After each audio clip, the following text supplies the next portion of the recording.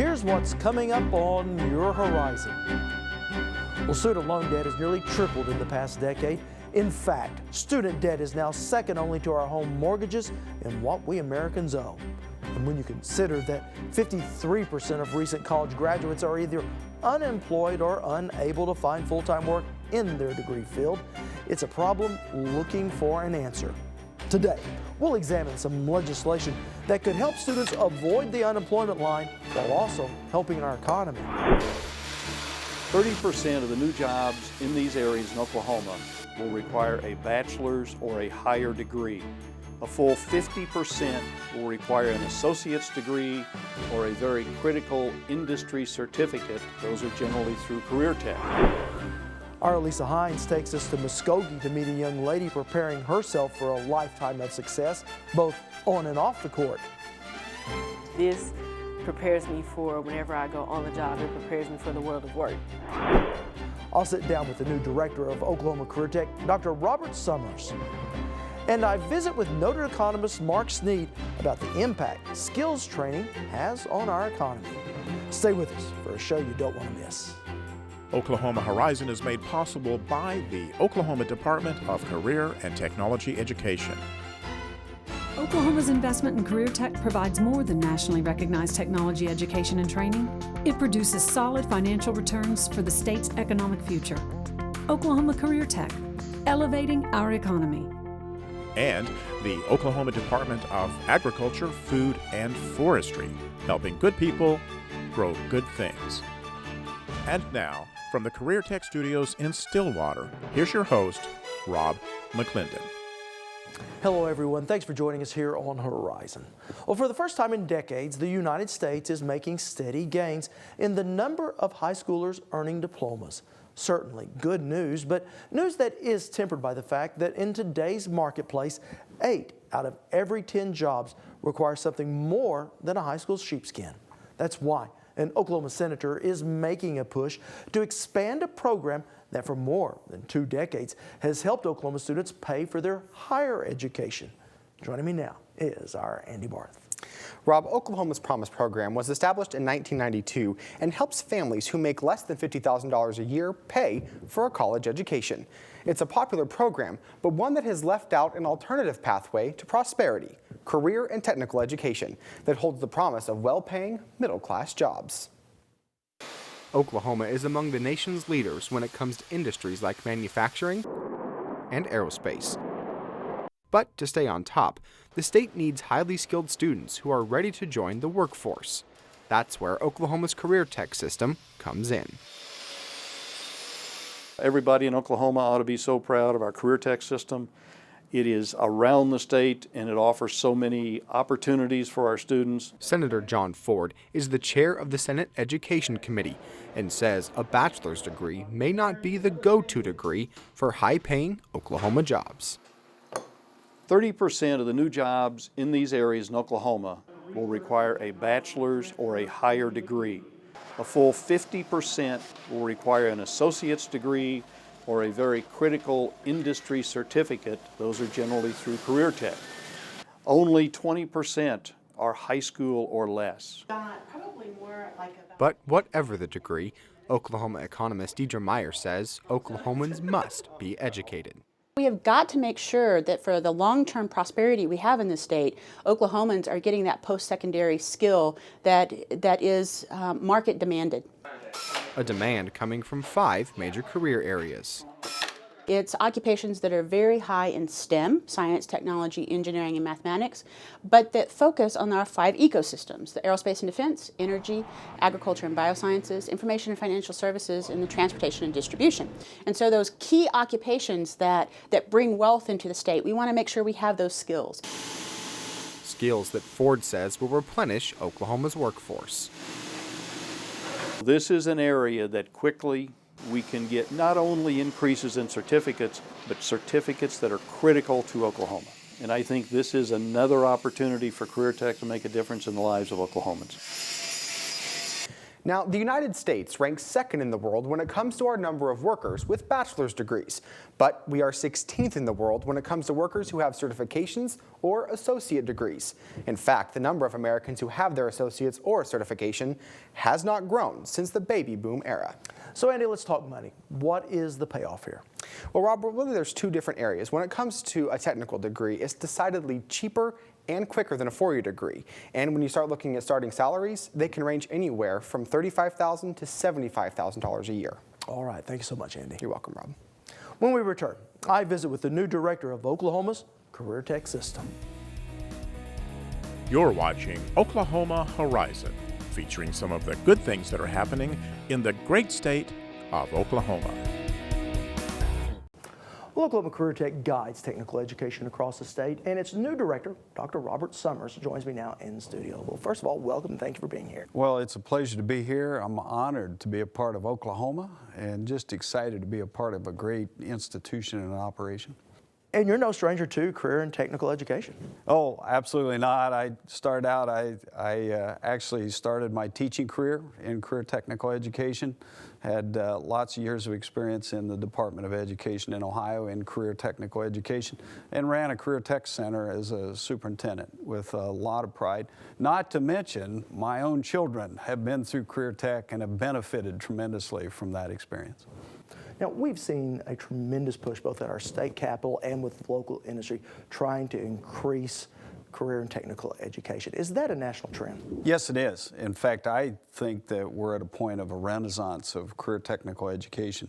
We've worked so hard to figure out the problems of this country in education by focusing just on academics, and we've forgotten that it's a well-rounded, well-educated, application-oriented person that's going to make a difference in the economy. Now, you've worked in both education and in with private industry. How do those two come together in trying to create the education that we need for this century?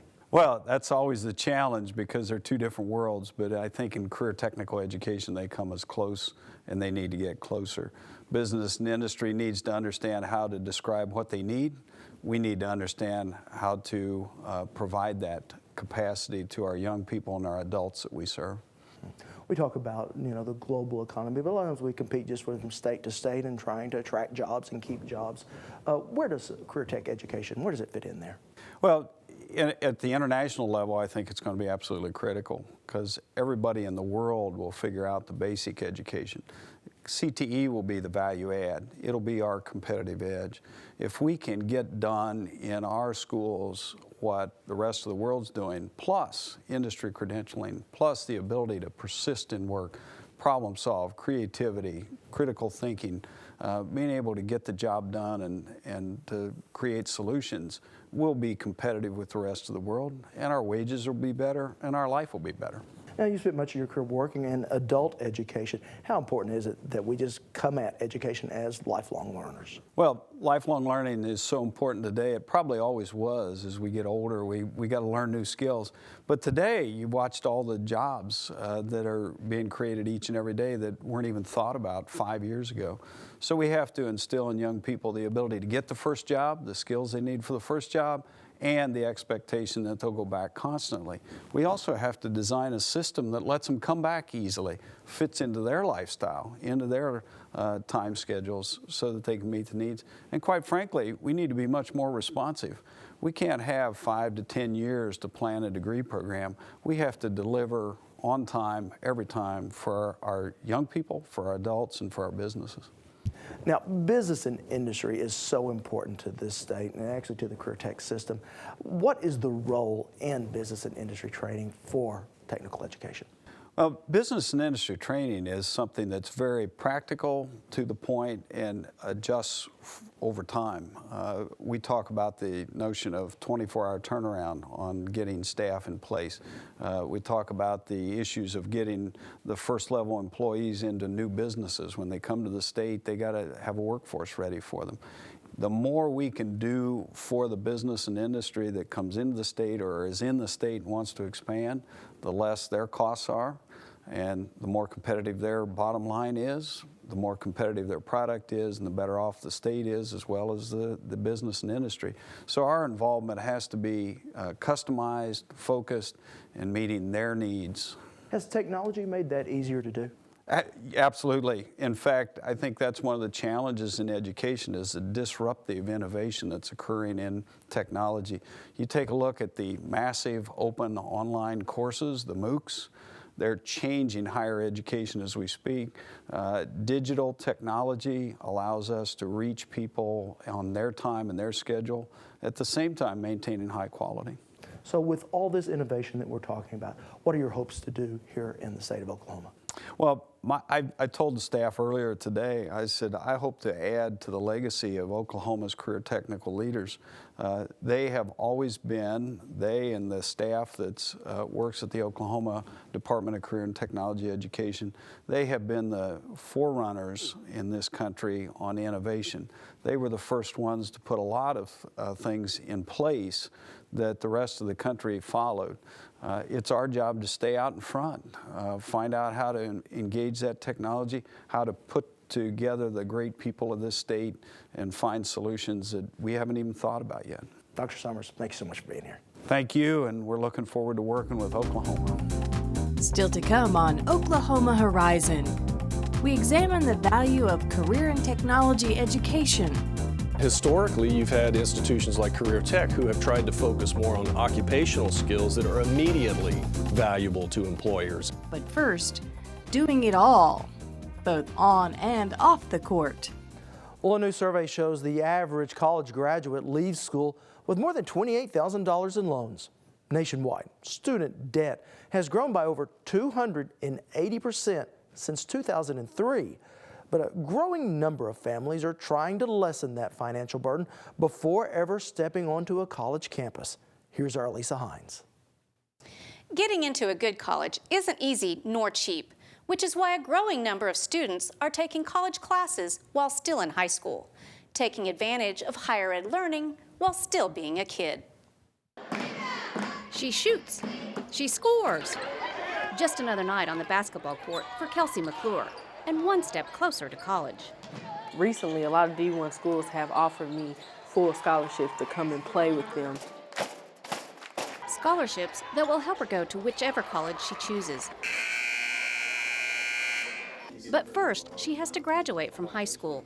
And according to her graphic communications instructor, Cheryl Miller, it's quite a schedule. She has a whole lot going on, so we have to kind of work around her schedule and things, and you have to hand it to her with all the sports and the AP classes and, you know, her work in here and everything, and I would be totally exhausted if I was her. But she always has a good attitude and comes to class upbeat and everything, and everybody seems to really get along with her well and stuff, so she's a very good leader. With a love of computers, Kelsey enjoys her graphic communications class, which is preparing her for the future. It's just how much, I guess, ambition and drive you have and the motivation to push farther and more than others. I've always wanted to go above and beyond in everything I've done, and actually CareerTech has developed me a lot into the person I am today, just because I know what I'm going to do whenever, I go on the job.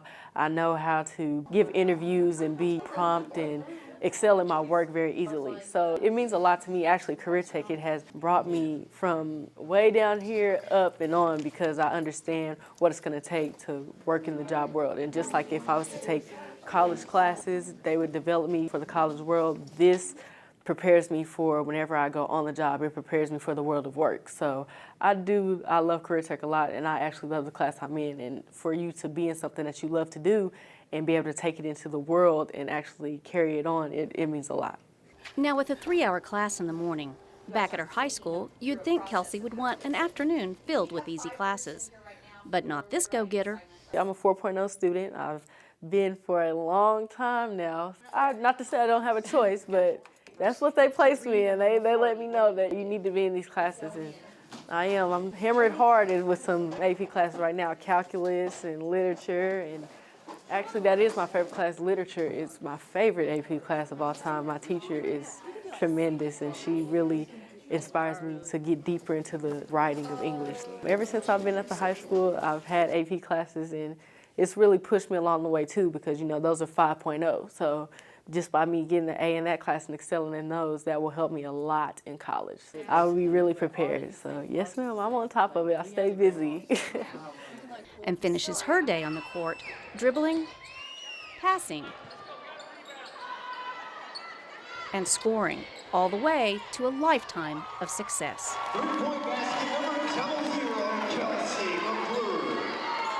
Now, on top of her CareerTech class, her AP classes, as well as basketball, Kelsey is also the state president of Skills USA, all of which keeps her hopping both on and off the court, but also proves you can do it all, and CareerTech too. Want to share something you've seen here today? Well, all of our episodes are streaming on our YouTube channel at Oklahoma Horizon TV, or you can subscribe to our weekly free podcasts on iTunes. Well, putting a value on skills training isn't an easy thing to do, but that's exactly what an economist has done in a newly released study on the economic impact of career and technology education here in Oklahoma. Earlier, I sat down with the study's author, Mark Sneed. Well, Mark, it seems as if there's really been a convergence just in the past few years of education and economic development. What have you found? Well, that is exactly the description. You know, we used to view education as sort of this personal household decision. You decide where your kids would go to school and you pursue, your alternatives, and it's really this individual decision. But what's happened is, just the competitive world has forced education to become a critical dimension of every state's economic development policy. Now the structure, this how do you structure an education system all the way up from elementary and secondary education through the CareerTech system, through higher ed. It is a delicate balance, and it's all part of that competitive world we live in today. It seems as if employers are even demanding a certain type of workforce too. They are. I left out one of the critical elements of the equation. That is employers. They, in some sense, they've always been expected to train employees, but that's not always the best equation. Higher ed tries to provide employees with broad general skills that they can take to largely any employer. And then historically, you've had institutions like CareerTech who have tried to focus more on occupational skills that are immediately valuable to employers. And what you're seeing now is that both of these institutions are trying to do more of both of those things. And employers are not only demanding it, but they are suggesting they're reaping great benefits from it. Now, I know you just have completed a study, a cost-benefit analysis of skills training in the CareerTech system. Take us through some of the highlights, if you will. Let's start off with earnings. Well, first, these are the career majors. If the study focuses on what is largely the flagship program of the CareerTech system. There are roughly 28,000 students currently enrolled in these programs, and they range from health sciences to information technology to transportation, manufacturing. It's a broad range of skills that students are learning. And the main reason why students continue to seek this training is wages. As you said, it really is all about wages. There are a few things that happen when you get education of a variety of types. You tend to enter the labor force more quickly. Your wages tend to grow more quickly over your working lifetime. The higher your wages, the more you tend to earn other types of non-earned income, interest, dividends, rent, and then it also increases your income in retirement. The more you earn over your lifetime, generally the higher your retirement income. So it just triggers the cycle of wage gains and other types of income gains. And we've seen it in the data for decades, and it is still in the data. And part of the question is, to what degree does this continue to happen into the future? But at this point, we see no reason why education doesn't continue to adjust to the demands of the labor force and of the economy and continue to produce these types of gains. Again, faster entry into the labor force, faster wage gains once you get into the labor force. You tend to earn other types of income to greater degrees, and you have higher retirement incomes. It really is an amazing thing. Education is, you do it once and you reap a lifetime of benefits. Are there any specifics that just jump out at you? Well, a couple of them. There are a couple of, there are really two different situations with the CareerTech system. You have young 18-year-olds with very little work experience, who are generally in their last 2 years of high school, or either they've just completed high school, who complete a program. And then you tend to have adults who are, on average, they tend to be about 27, 28 years of age. They've been in the labor force, they have skills, they have experience, and then they receive targeted training. And a couple of things happen in both of these groups. One is we are still seeing clear wage gains for 18-year-olds who enter the labor force. If you look at the data, they earn typically $1 to $2 per hour more than the same age students who only have a high school education. They are seeing clear increases in their entry-level wages, and that, it may not seem significant, but these are large market increases for these students. And then you have older, more experienced workers, and they tend to reap even larger initial wage gains from this. And what I would argue is the most visible and noticeable and immediate impact is this fact that they do enter the labor force faster at higher wages. Now, we've talked a little bit about the individual gains, but this is also can play out throughout a community, throughout the state. Talk to me about that. Well, that's where the numbers can get quite large. If you are convinced that education does produce additional wage gains, and I think the data is almost indisputable that it has produced these gains for decades, and they're still there. When we look at survey data, it's clear. So when you extrapolate this across 20,000 students, the group we looked at in fiscal year 2011, more than 16,000 students completed a program and entered the labor force. And when you estimate these gains over their working lifetime, the big picture number, the magic number, is that it tends to add about $3 billion to the lifetime earning stream of these students. It's a big number, but nonetheless, it's about $200,000 per student over their lifetime. And this is fairly consistent with the gains we see in wage data, from the 50s, 60s, 70s, 80s, all the way up to the present. Now, we've talked about the monetary part. Are there other benefits that this type of vocational education can offer for people? Yeah, there are a range of benefits. In fact, all we're really focusing on is the direct wage benefits, but a number of things happen. They enter the labor force more quickly. They tend to move into managerial type roles more quickly. They have lower unemployment rates. They tend to work more hours per year. They tend to work longer in their working lifetime. They tend to use fewer social services. I mean, the list goes on and on. It, in general, is just it's a cumulative positive benefit, not only from the financial side, but from the social side, and then it spills over into government. Not only are you contributing more tax revenue, but you're consuming fewer social benefits. It's a marvelous thing. Education, we all seek education because it is this seemingly magical, marvelous thing.